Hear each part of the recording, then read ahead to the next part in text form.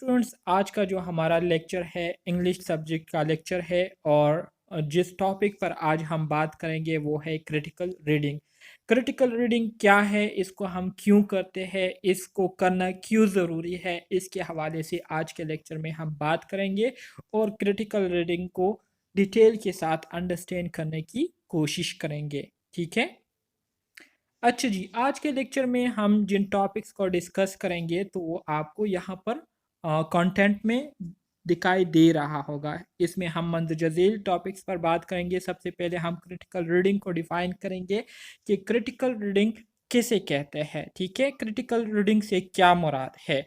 इसके साथ साथ हम फिर रीडिंग और क्रिटिकल रीडिंग के दरमियान क्या डिफरेंस है। एक तो नॉर्मली हम चीज़ों को जब रीड करते हैं, ठीक है, एक तो वो रीडिंग हो गई। क्रिटिकल रीडिंग किसे कहते हैं, तो जो नॉर्मल रीडिंग होती है और जो क्रिटिकल रीडिंग है, इन दोनों के दरमियान क्या डिफरेंस है, इसको हम डिस्कस करेंगे। इसी तरह से steps need to be done to prepare of critical reading, process of critical reading. So critical reading के लिए अपने आप को प्रिपेयर करने के लिए जो स्टेप्स हमें दरकार होते हैं, जिसके थ्रू हम क्रिटिकल रीडिंग के लिए अपने आप को तैयार करते हैं और क्रिटिकल रीडिंग करते हैं। ठीक है, तो उस पर हम बात करेंगे। इसी तरह से क्रिटिकल रीडिंग का जो प्रोसेस है, तो ये कितने स्टेप्स पर मुश्तमिल है। इसमें आपके पास एनालिसिस, इंटरप्रिटेशन, इवैल्यूएशन आ जाती है, इसको डिस्कस करेंगे। क्रिटिकल रीडिंग स्ट्रेटजीज पर हम बात करेंगे कि वो कौन से तरीके हैं जिसके ज़रिए हम क्रिटिकल रीडिंग कर सकते हैं। So before reading, during reading and after reading, इन इसके दौरान हम कौन कौन से स्ट्रेटजीज जो है उसको फॉलो करते हुए हम क्रिटिकल रीडिंग को इफ़ेक्टिव बना सकते हैं। तो आज के लेक्चर में हम इन टॉपिक्स पर बात करेंगे और इंशाल्लाह इसको आसान अल्फाज में जो है समझने की कोशिश करेंगे। ठीक है, सबसे पहले बात करते हैं रीडिंग क्रिटिकली। क्रिटिकल रीडिंग किसे कहते हैं, इसको हम समझने की कोशिश करेंगे। कहते हैं कि reading critically does not necessary mean being a critical of what you read. It means reading with the goal of finding a deep understanding of material you need. ठीक है।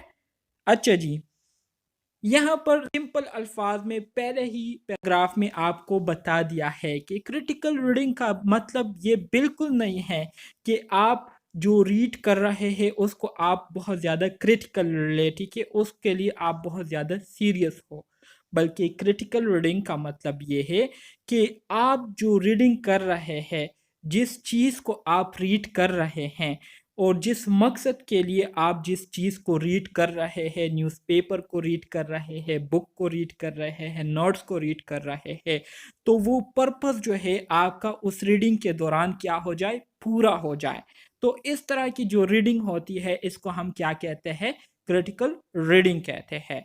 यहाँ पर देखिए कहा है कि it means reading with the goal of finding a deep understanding of the material you need या you read.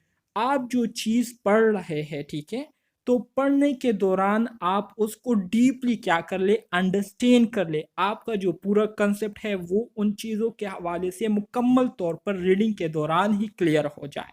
तो इस तरह की जो रीडिंग होती है इसको हम क्या कहते हैं, क्रिटिकल रीडिंग कहते हैं। Critical reading enables to reflect on what a text says, what it describes, and what it means by analyzing the style and structure of the writing, the language used, as well as the content. अच्छा जी, जब आप किसी चीज़ को critically read कर रहे होते हैं तो क्रिटिकली रीडिंग का ये फ़ायदा होता है कि ये आपको क्या करता है, enable to reflect on what a text says. मतलब टेक्स्ट में जो बात की गई होती है या जो बात बताई गई होती है, तो वो आपको क्या करती है, उस क्रिटिकल रीडिंग के ज़रिए ये आपको रिफ्लेक्ट कराती है। रिफ्लेक्ट से मुराद ये है कि आप इसको फील करते हैं, इसको जो है प्रॉपर तरीके से समझ लेते हैं, तो इस वजह से आप इसको क्या करते हैं, फील कर लेते हैं। इसी तरह से what it describe and what it means by analysing the style. इसी तरह से जो कुछ इसमें डिस्क्राइब किया गया होता है, ठीक है, और जिस तरीके से जिस स्टाइल से इसको क्या किया गया होता है, पेश किया गया होता है। तो क्रिटिकल रीडिंग से ये फ़ायदा होता है रीडर्स को कि क्रिटिकल रीडिंग के ज़रिए वो इन तमाम चीज़ों को जो है प्रॉपर तरीके से क्या कर लेता है, अंडरस्टैंड कर लेता है। हम जब बुक को रीड करते हैं तो जो मुसन्निफ़ होता है, जो लिखने वाला होता है, जो माहिर लिखाई करने वाले होते हैं, तो वो इस तरीके से अपनी किताब को लिखते हैं, इस तरीके से अल्फाज का चुनाव करते हैं कि जो रीडर होते हैं, जो पढ़ने वाले होते हैं, वो ऐसे महसूस करते हैं जैसे कि ये सारी बातें जो है इनको थ्रू वर्बली जो है बताई जा रही है। वो अपनी लिखाई में एक फीलिंग जो है पैदा करते हैं। तो जब आप चीज़ों को क्रिटिकली रीड करते हैं तो क्रिटिकली रीडिंग का मतलब ही यही है कि आप जो कुछ रीड कर रहे होते हैं तो हर एक वर्ड का आप डीपली उसको समझ रहे होते हैं, अंडरस्टैंड कर रहे होते हैं। So critical reading is more active way of reading. It is a deeper and more complex engagement with a text. MCQ point of view से आपसे पूछ सकते हैं कि क्रिटिकल रीडिंग ये क्या है, एक्टिव वे है या पेसिव वे है। तो ये हमारे साथ जो नॉर्मली हम रीडिंग करते हैं तो उससे ज़्यादा एक्टिव वे है, ठीक है। इसके थ्रू हम क्या करते हैं, इसके थ्रू हम टेक्स्ट को डीपली जो है उसको अंडरस्टैंड भी कर लेते हैं और इसके साथ साथ उसके साथ बहुत ज़्यादा कम्प्लेक्सली इंगेजमेंट भी हमारी हो जाती है।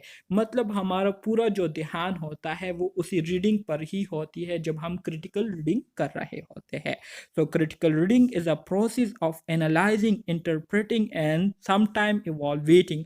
सो यहाँ पर एक एमसीक्यूज ये भी बन सकता है, सही है, आपसे पूछ सकते हैं कि critical reading is a process of what. तो क्रिटिकल रीडिंग ये एक ऐसा प्रोसेस होता है जिसके दौरान आप टेक्स्ट को एनालाइज भी कर रहे होते हैं, उस पर आप सोच विचार भी कर रहे होते हैं, ठीक है। और बाज़ औक़ात रीडिंग के दौरान ही आप उसके जो आउटकम होते हैं उसको आप इवॉल्वेट कर लेते हैं। तो ये हमारे साथ ऐसा प्रोसेस है, ठीक है। When we read critically, we use our critical thinking skills to question both the text and our own reading of it, ठीक है। इसी तरह से जब हम किसी चीज़ को क्रिटिकली रीड कर रहे होते हैं तो क्रिटिकली रीडिंग करने की वजह से जो है हम क्या करते हैं, रीडिंग के दौरान ही जो भी हमारे माइंड में उस चीज़ से रिलेटेड क्वेश्चन आ रहे होते हैं, ठीक है, तो अपनी क्रिटिकल थिंकिंग स्किल्स को यूज़ करते हुए उन क्वेश्चंस के बारे में भी हम क्या करते हैं, सोचते हैं और इसके साथ साथ हम उस रीडिंग को भी कंटिन्यू किए हुए होते हैं, ठीक है। सो डिफरेंट डिसिप्लिन में have distinctive modes of critical reading. जैसे कि साइंटिफिक में हम मुख्तलिफ तरीके से क्रिटिकल रीडिंग करते हैं, फिलोसफिकल फील्ड में हम मुख्तलिफ तरीके से क्रिटिकल रीडिंग करते हैं और लिटरेरी हमारे साथ जो और फील्ड है उसमें हम उसके मुताबिक क्रिटिकल रीडिंग करते हैं। सो यहाँ पर जो हमने पूरा स्लाइड पढ़ा तो इस पूरे स्लाइड में आप लोगों को जो है ये बात याद रखनी है कि क्रिटिकल रीडिंग ये एक ऐसा प्रोसेस होता है जिसके ज़रिए हम रीडिंग के दौरान ही चीज़ों को डीपली अंडरस्टैंड करने की काबिलियत जो है वो हमारे में मौजूद होती हैं। जब हम चीज़ों को क्या करते हैं, क्रिटिकली रीड करते हैं तो इसका मतलब ये है कि हम उस टेक्स्ट के साथ जो है मुकम्मल तौर पर उसमें हम इंगेज हो चुके हैं और हमें हर एक लफ्ज़ की जो है मुकम्मल तौर पर समझ आ रही होती है। तो क्रिटिकल रीडिंग ये एक एक्टिव प्रोसेस है, ठीक है, जिसके थ्रू आप चीज़ों को डीपली और मोर कम्प्लेक्सली उसके साथ आप क्या होते हैं, इंगेज होते हैं, ठीक है। सो इसको कहते हैं क्रिटिकल रीडिंग। ये क्लियर हो गया आप स्टूडेंट्स को?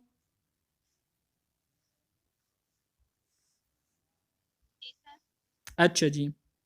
अब हम बात करते हैं नॉर्मल रीडिंग और क्रिटिकल रीडिंग के दरमियान क्या डिफरेंस है, इसको अब हम डिस्कस करेंगे, ठीक है।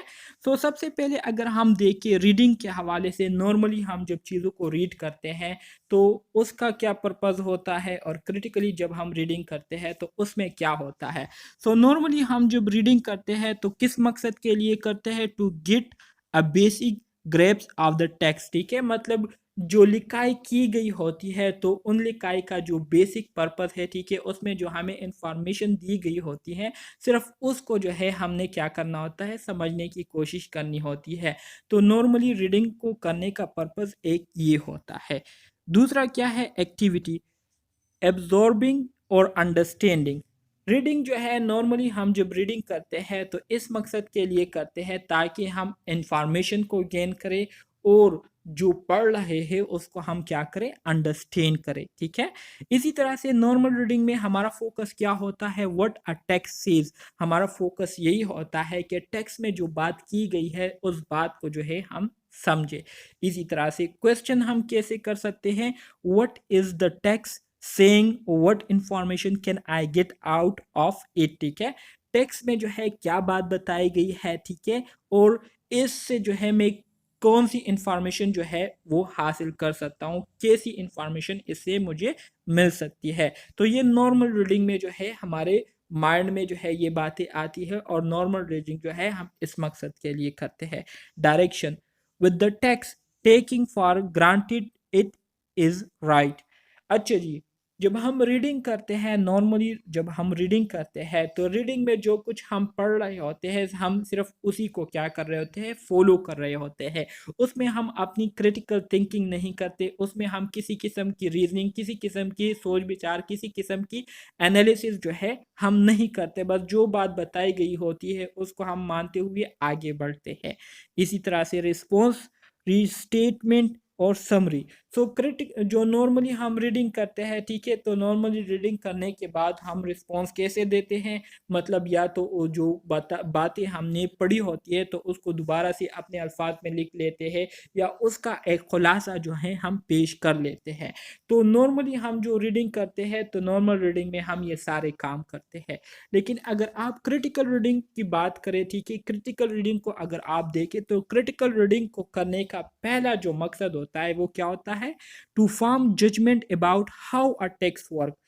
सबसे पहला मकसद क्रिटिकल रीडिंग का यही होता है कि टू फॉर्म जजमेंट के जो लिखाई की गई है, ठीक है, about how a text work, जो लिखाई की गई है, ठीक है, तो इसके बारे में जजमेंट करना, इसको क्या करना, इसको मॉनिटर करना, इसको जज करना कि इस टेक्स्ट में ऐसी क्या बात है, ठीक है, जिसके लिए मुझे जो है इसको क्रिटिकल रीड करना पड़ रहा है। सो इसको जो है हम पहले क्रिटिकल रीडिंग के बारे में हम पहले जो है ये देखते हैं, ठीक है, जजमेंट करते हैं। दूसरा काम हम क्रिटिकल रीडिंग इसलिए करते हैं कि इसके ज़रिए हम क्या करते हैं, जो लिखाई की गई होती है तो उसको एनालाइज करने में, उस पर सोच विचार करने में और उससे फिर जो बुनियादी पर्पस होता है हमारे पढ़ने का, ठीक है, रीड करने का, उसको निकालने के लिए हम क्या करते हैं, क्रिटिकल रीडिंग करते हैं। इसी तरह से what a text does and means, text में क्या बात बताई गई है और इस बात का क्या मतलब है। सो क्रिटिकली जब आप किसी टेक्स्ट को रीड करते हैं तो आपको जो है इन दोनों चीज़ों की समझ आ जाती है कि ये बात क्या की गई है और इस बात को करने का क्या मकसद था, मतलब इसका क्या मतलब है, क्यों ये बात की गई है, ठीक है। तो इसका जवाब आपको सिर्फ तभी मिलेगा जब आप किसी चीज़ को क्रिटिकली रीड करते हैं। इसके अलावा how does the text work, how is it arg, what are the choices made, the pattern that result, what kind of reasoning and evidence are used, what are the underlying assumption and what does the text mean। इसी तरह से जब आप किसी text को critically read करते हैं तो क्रिटिकली रीड करने के दौरान आप क्या करते हैं, ये देखते हैं कि ये टेक्स्ट जो लिखी गई है, मुसन्निफ ने जो बातें यहाँ पर लिखी हैं तो ये कैसी लिखी है, ठीक है, ये काम कैसी करती है, मतलब इन्होंने जो बातें की है तो इन बातों का पर्पस क्या है, इससे हम कैसे फ़ायदा उठा सकते हैं। हाउ इट इज़ आर्क, इस पर हम तजिया कैसे कर सकते हैं, ठीक है। What are the choices made, इस टेक्स्ट में, इस लिखाई में जो है क्या क्या बातें, क्या क्या चॉइसेस जो है वो बताई गई है, ठीक है, क्या क्या रास्ते जो है वो बताए गए हैं। द पैटर्न देट रिजल्ट, ठीक है, किस तरीके से इसमें जो है जो आउटकम है, जो मगज़ है पूरी लिखाई का, जिस मकसद के लिए इस पूरी इंफॉर्मेशन को शेयर की गई है वो क्या है, ठीक है, उसको किस तरीके से पेश किया गया है। What kind of reasoning and evidence are use, किस किस्म की यहाँ पर जो है रीजनिंग की गई है और किस किस्म के जो शवायद है यहाँ पर प्रेजेंट किए गए हैं, ठीक है। इसी तरह से जो मुसन्निफ है उन्होंने अपनी बात को इम्पोर्टेंट बनाने के लिए, अपनी बात को जो है दूसरे लोगों के सामने वैल्यूएबल बनाने के लिए कौन से एविडेंस जो है वो यूज़ किए हैं, what are the underlying assumption, जो बातें बताई गई है तो इसके पीछे जो है क्या बुनियादी बातें हैं, ठीक है। What does the text mean, और इन पूरी लिखाई का आखिर मतलब क्या है। तो ये सारे क्वेश्चन के जवाबात हमें तभी मिलेंगे जब हम उस क्या कहते हैं उस टेक्स्ट को क्रिटिकली रीड करेंगे, तो तभी हमें इन सारे सवालात के जवाबात मिलेंगे। Against the text questioning it assumption and argument interpreting meaning in context. इसी तरह से किताब में आप जो रीड कर रहे होते हैं क्रिटिकली, तो क्रिटिकल रीडिंग के ज़रिए आपको ये एबिलिटी भी जो है आप में पैदा होती है कि आप उस टेक्स्ट पर फिर क्या कर सकते हैं, उस टेक्स्ट पर फिर आप आर्गुमेंट कर सकते हैं, उसके अगेंस्ट जो है आप बात कर सकते हैं। क्योंकि आपने डीपली चीज़ों को अंडरस्टैंड किया होता है, आपने डीपली हर एक वर्ड को जो है समझा होता है, तो तभी जो है आपको पता होता है कि इस टेक्स्ट में जो मुसन्निफ़ हैं उन्होंने जो बात की है तो उस बात के जवाब में कैसे दे सकता हूँ। तो आप एविडेंस के साथ फिर उसका जो है उसके मुखालिफ बात कर सकते हैं। ठीक है, क्लियर है? जी सर। अच्छा जी, कोई कंफ्यूजन है?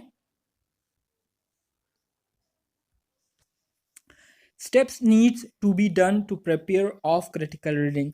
अब जब आप क्रिटिकल रीडिंग करते हैं तो क्रिटिकल रीडिंग के लिए अपने आप को आप कैसे प्रिपेयर करेंगे, प्रिपेयर करने के लिए कौन से स्टेप्स है जो कि आपने क्या करने हैं, फॉलो करने हैं। So there are two steps to preparing to read critically. अब क्रिटिकली रीड करने के लिए आपके पास सिर्फ दो स्टेप्स होते हैं। पहला जो स्टेप है उसको हम क्या कहते हैं, उसको हम सेल्फ रिफ्लेक्ट कहते हैं।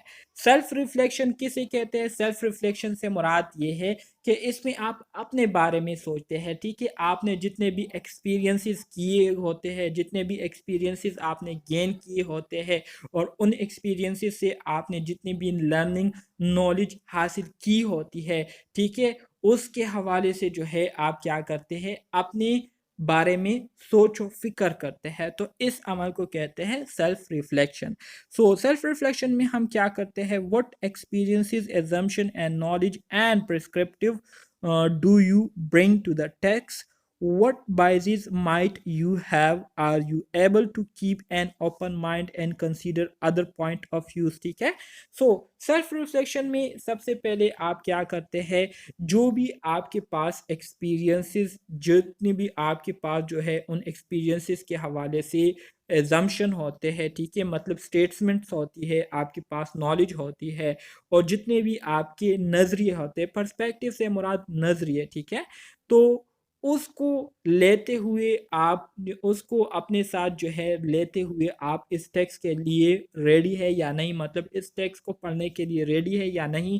हो सकता है जो टेक्स्ट आप पढ़ रहे हैं, जो किताब आप पढ़ रहे हैं, तो इसमें बहुत सारी ऐसी बातें मेंशन की गई हो जो कि आपके जो नज़रियात है, आपके जो इंफॉर्मेशन है, आपके पास जो एक्सपीरियंस है उसके अगेंस्ट हो। तो आया आप दूसरे लोगों की जो पॉइंट ऑफ व्यूज़ है, दूसरे लोगों के जो एक्सपीरियंसेस है, दूसरे लोगों के पास जो नॉलेज है उन्होंने शेयर की हुई है, तो आया आप उसके नॉलेज को एक्सेप्ट कर सकते हैं या नहीं, उनके पॉइंट ऑफ व्यू की आपकी नज़र में अहमियत है या नहीं।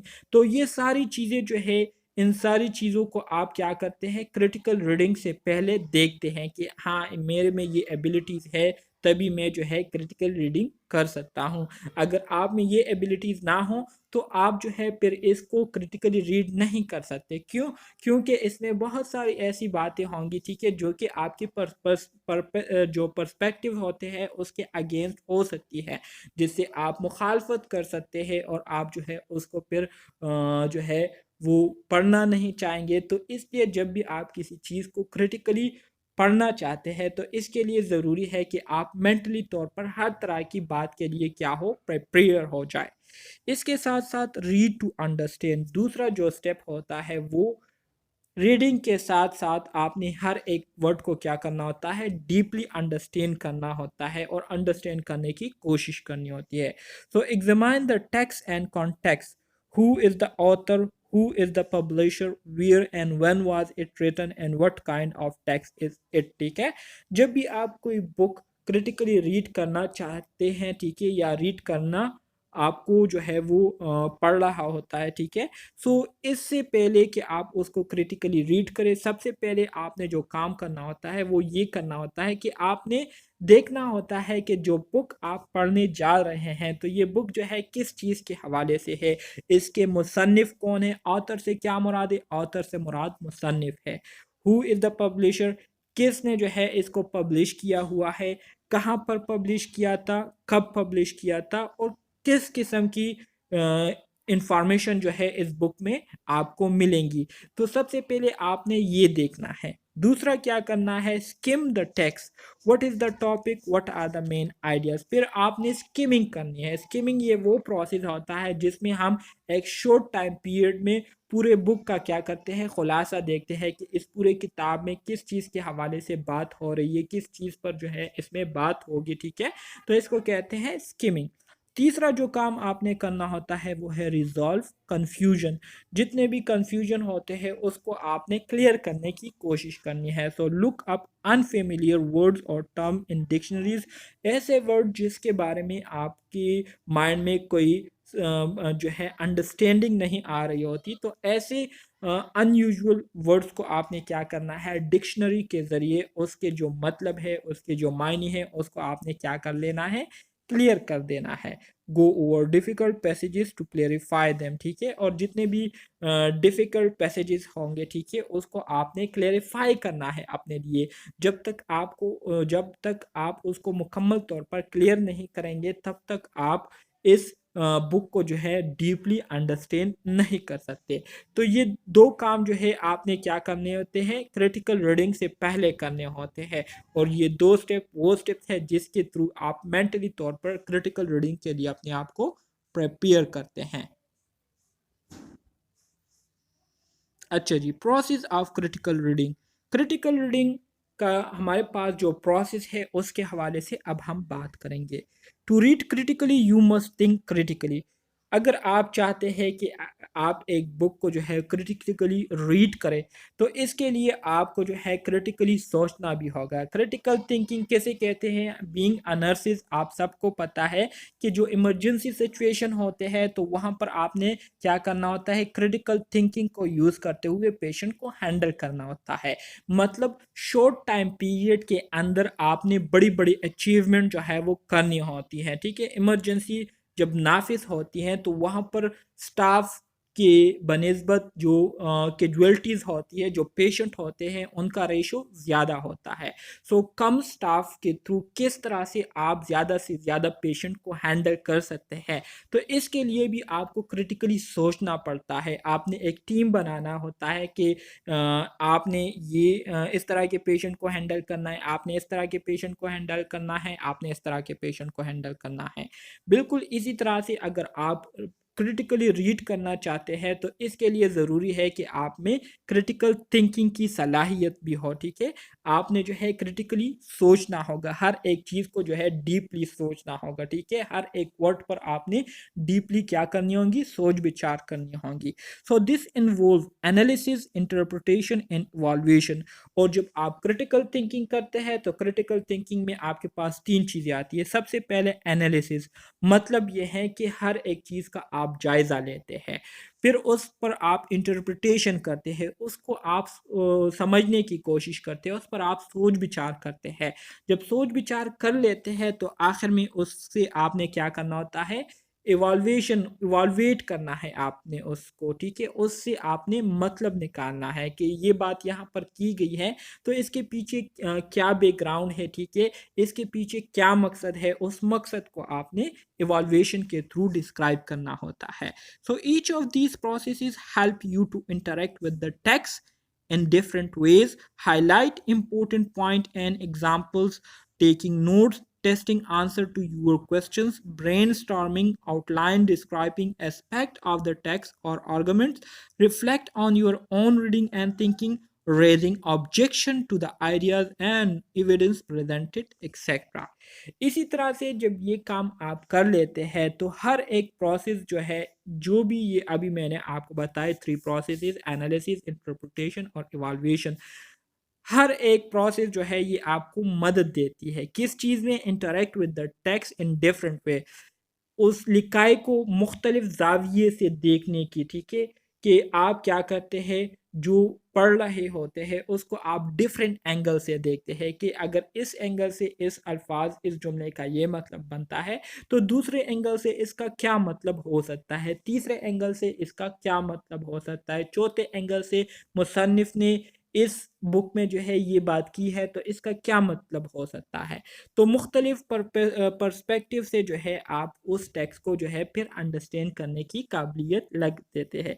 इसी तरह से जितने भी इम्पोर्टेंट पॉइंट्स एग्जांपल होते हैं उसको आप हाईलाइट करते हैं, ठीक है, क्रिटिकल रीडिंग के दौरान उसके आप नोट्स लेते हैं। इसी तरह से जितने भी क्वेश्चंस आपके माइंड में आ रहे होते हैं तो उसको क्या करते हैं, उसके आंसर जो है रीडिंग के दौरान क्या करते हैं आप फाइंड आउट करने की कोशिश करते हैं। ब्रेनस्टॉर्मिंग से मुराद ये है कि उस रीडिंग के हवाले से आप अपने माइंड में जो है नए नए ख्यालात को क्या करते हैं, उसको जो है पैदा करने की कोशिश करते हैं, नई नई सोच जो है उसको आप क्रिएट करने की कोशिश करते हैं। Outlining, describing aspect of text, ठीक है, टेक्स्ट में जो बात की गई होती है, टेक्स्ट में जो नज़रिए पेश किए गए होते हैं तो उसको आप डिस्क्राइब करने की कोशिश करते हैं क्रिटिकल रीडिंग के दौरान। और इसी तरह से अगर कोई बात जो है वो आपको जो है अगेंस्ट लगती हो, आपके पर्सपेक्टिव के अगेंस्ट लगती हो, तो उस पर आप क्रिटिकल रीडिंग के ज़रिए फिर आर्गुमेंट कर सकते हैं, उसको जो है फिर आप उस पर ऑब्जेक्शन कर सकते हैं और अपनी बात को जो है एविडेंस के थ्रू साबित कर सकते हैं। तो क्रिटिकल रीडिंग का जो प्रोसेस है इसमें आपने ये सारे काम करने होते हैं, ठीक है, क्लियर है।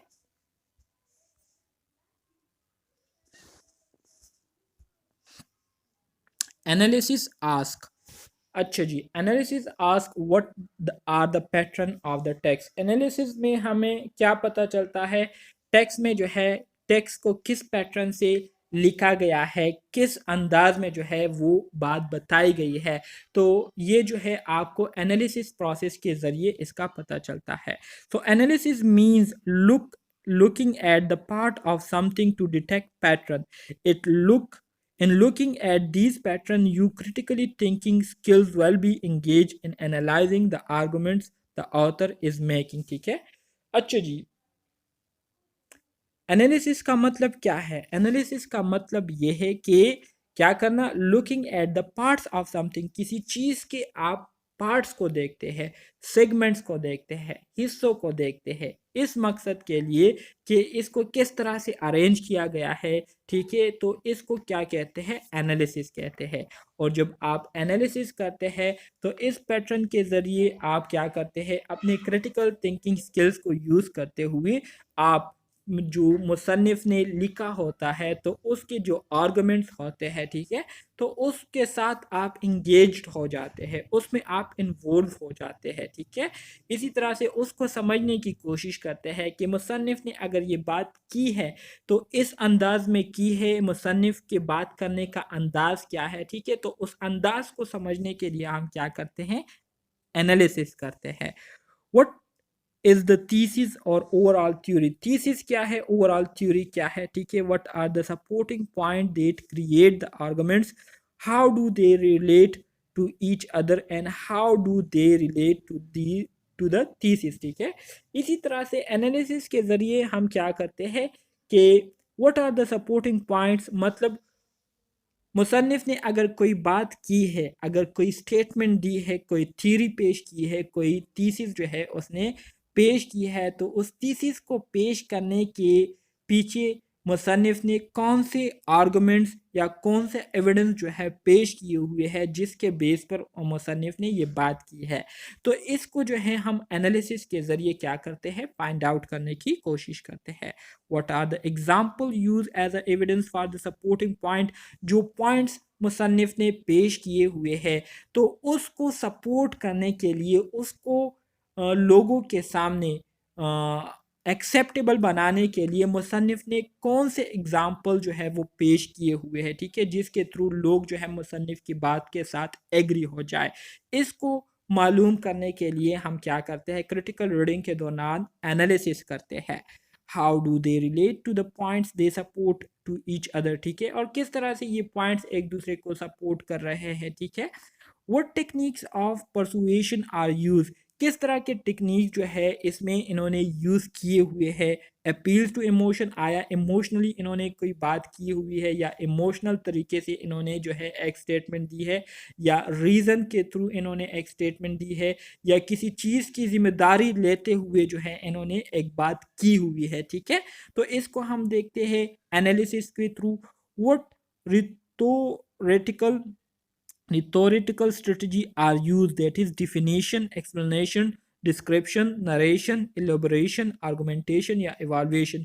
जो बात इन्होंने की है, जिस चीज़ के हवाले से इन्होंने की है, तो वो बात इन्होंने किस तरह के अंदाज में की है, आया उसकी डिफिनीशन उन्होंने की है, या उसकी एक्सप्लेनेशन की है, या उसकी वजाहत की है, या किसी एक जगह से लेकर उसको जो है प्रेजेंट किया है कि ये बात जो है इन्होंने इस तरह से की थी, ठीक है, और उनकी नरेशन उन्होंने की है, या उसको उस पर उन्होंने आर्गुमेंटेशन की है, ठीक है। तो ये सारी चीज़ें जो है आपको एनालिसिस के थ्रू ही पता चलती है।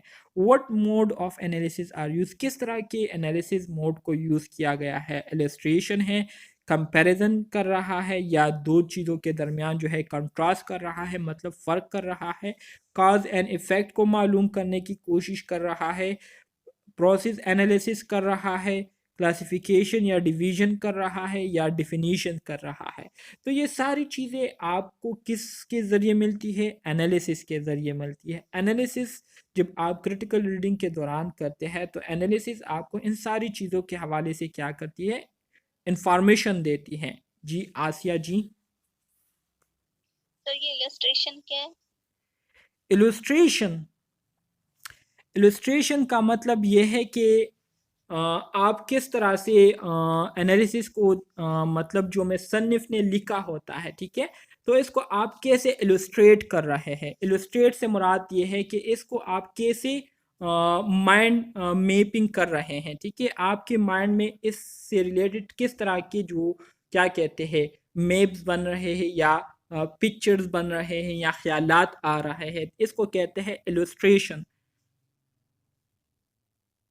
सही है। Thank you sir. जी सर, ठीक है। अच्छा जी। इंटरप्रिटेशन आस्क, अच्छा जी, जब हम एनालिसिस कर लेते हैं तो क्रिटिकल रीडिंग में एनालिसिस के बाद हमारे साथ जो दूसरा स्टेप आता है तो उसको हम क्या कहते हैं, इंटरप्रिटेशन कहते हैं। हमने अभी स्टार्ट में बात की थी कि क्रिटिकल रीडिंग जो है ये हमारे साथ एक प्रोसेस है, किस चीज़ का, एनालिसिस, इंटरप्रिटेशन एंड इवाल्वेशन का। तो एनालिसिस पर तो हमने बात कर ली है, अब बात करते हैं इंटरप्रिटेशन के हवाले से, ठीक है। So interpretation asks what do the pattern of the argument mean, मतलब यह है कि जो आर्गुमेंट मुसन्निफ ने पेश की है, जिस तरीके से उसने पेश की है, तो इसका क्या मतलब है।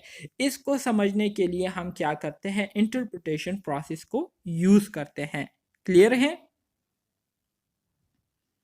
अच्छा जी, interpretation is reading ideas as well as sentences. We need to be aware of the cultural and historical context, the context of its author life, and the context of debates within the discipline at the time, and the intellectual context of debate within the discipline today.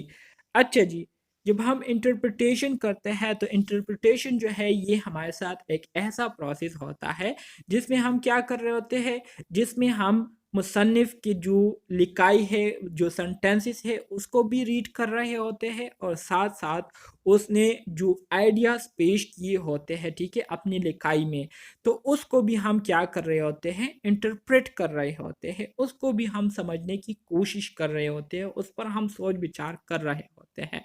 सो इसके लिए ज़रूरी है कि हम जिनको पढ़ रहे हैं, ठीक है, जिनकी किताब को पढ़ रहे हैं, तो उनके बारे में हम उनके कल्चर के हवाले से भी क्या हो, बाखबर हों, उनकी जो हिस्टोरी है, ठीक है, जो बैकग्राउंड हिस्ट्री है, इन सब चीज़ों के हवाले से हम क्या हो, बाखबर हो। इसी तरह से जो मुसन्निफ़ हैं उनके लाइफ के हवाले से हमें क्या हो, अवेयरनेस हम में हो, हमारे साथ जो है इंफॉर्मेशन मौजूद हो, ठीक है। तो ये जो है हमें बहुत ज़्यादा हेल्प देती है कि जो लिखाई करने वाला बंदा है वो कैसा है, उसकी नेचर क्या है, किस तरह का जो है वो लिखाई करता है, ठीक है, किस बारे में जो है वो ज़्यादा जो है डिस्कशन करता है। तो इंटरप्रिटेशन करने से हमें इस चीज़ में बहुत ज़्यादा मदद मिलती है। What debates were the author and the text engaging with at the time. जब आप रीडिंग कर रहे होते हैं तो रीडिंग के दौरान किस तरह की बातों में जो है आपको मुसन्निफ़ एंगेज करने की कोशिश कर रहा है, मुसन्निफ़ जो है आपको क्या बात जो है वो बताने की कोशिश कर रहा है, ठीक है। तो इसके बारे में हम क्या करते हैं, इंटरप्रिटेशन में सोच विचार करते हैं। व्हाट काइंड ऑफ रीजनिंग, किस किस्म की रीजनिंग जो है मुसन्निफ़ ने जो है अपने लिखाई में की है, ठीक है, अपने बात को साबित करने के लिए, अपने बात के साथ लोगों को एग्री करने के लिए। आया हिस्ट्री को इन्होंने लिया है, आया साइकोलॉजिकली उन्होंने बातें की है, पॉलिटिकली उन्होंने जो है रीजनिंग की है, फिलॉसफी को उन्होंने यूज़ किया है, या साइंटिफिकली उन्होंने जो है कुछ वर्ड्स यूज़ किए हैं, सेंटेंसेस यूज़ किए हैं, और उसके बेस पर वो क्या कर रहा है, रीजनिंग कर रहा है। तो ये आपको इंटरप्रिटेशन के थ्रू ही पता चलता है। What methodology is implied and what theory is developed, किस तरह की मेथड जो है मुसन्निफ़ ने जो है यूज़ की हुई है, ठीक है, और किस तरह का नज़रिया जो है वो अपनी लिखाई से जो है लोगों के साथ पेश कर रहा है, लोगों को पेश कर रहा है। तो ये सोच विचार करने से ही आपको इसके बारे में पता चलता है। How might my reading of the text be biased, am I imposing 21st century ideas or values on the text, if so is this problematic. इसी तरह से जब आप रीडिंग करते हैं तो रीडिंग के ज़रिए जब आप इंटरप्रिटेशन करते हैं